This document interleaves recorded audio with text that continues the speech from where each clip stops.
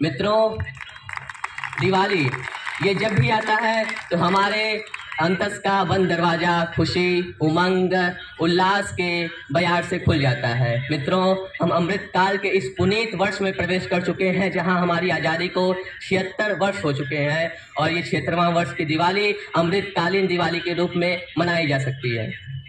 मगर अफसोस की बात तो ये है कि इस दिवाली भी वो कुछ वर्षों से चली आ रही प्रथा कि दिवाली पर पटाखा न फोड़ें, इससे पर्यावरण को में प्रदूषण होता है और पर्यावरण को हानि होती है, आज भी सजीव है।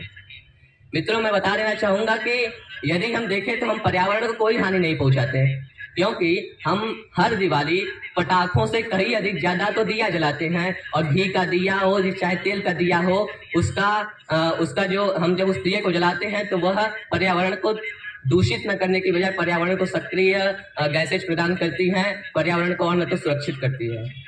और वे लोग क्या करते हैं कि वे लोग जो एसी, कूलर, फ्रिज और महंगी पेट्रोल वाली वाहनों का रोज सफर करते हैं और हम खुद जिसमें शामिल हैं, हम लोग क्या करते हैं कि दिवाली पर पटाखे न फोड़ें। मेरी आलोचना में, आप सबकी आलोचना तथा उन सबकी आलोचना में जिन पर जो ये कहते हैं कि दिवाली पर ये सब काम न करें, उन पर मैं 2 पंक्तियां कहना चाहूंगा कि सारी दुविधा प्रतिशत पर है, सारी दुविधा प्रतिशत पर है, सच कितना बोला जाए और गूंगे सिखा रहे हैं हमको मुंह कितना खोला जाए।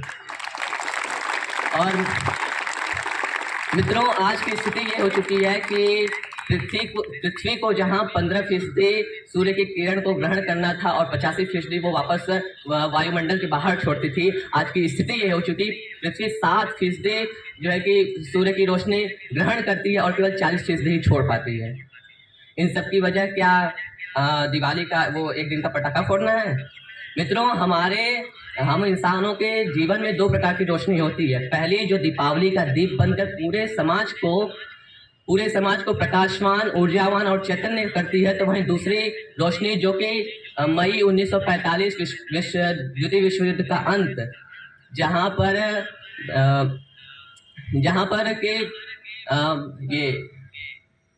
द्वितीय विश्व युद्ध का अंत, जहां पर जापान के हिरोशिमा और नागासाकी पर गिरे परमाणु बम का कारण, और समकालीन विश्व के परिप्रेक्ष्य में देखें अगर तो इजराइल हमास, रूस यूक्रेन का युद्ध का कारण भी बन सकती है।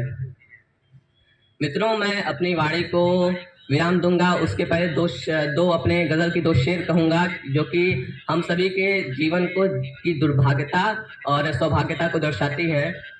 हालांकि मैं कोई गजल का आधिकारिक ज्ञाता तो नहीं, लेकिन हाँ, जो भी अपनी अकिंचन कुबुद्धि से जो कुछ भी सीखा है उस पर 2 गजल लिखे। गजल के 2 शेर हैं कि, और क्लिष्टता का उपयोग है तो क्लिष्ट शब्दों के लिए क्षमा चाहूंगा कि कुर्बत यानी करीबी, प्रेम, या आप लोगों की भाषा में कहें तो इश्क। एक कुर्बत जब किताब से थी देश था तब में तभी, वर्ष 1947 के पहले जब हमारा भारत गुलाम था। एक कुर्बत जब किताब से थी देश था तब में तभी, देश बाहर निकलते ही आशिक सनम हो गया। और खैर ना हो गर किसी को गर्व पाठक तुम करो। सौभाग्य की बात यह है कि सौभाग्य के शेर पर आप सभी अपने तालियों से नवाज दीजिएगा कि खैर ना हो गर किसी को गर्व पाठक तुम करो, आखिर तुम्हारा इंसान के घर जन्म हो गया। बहुत बहुत धन्यवाद।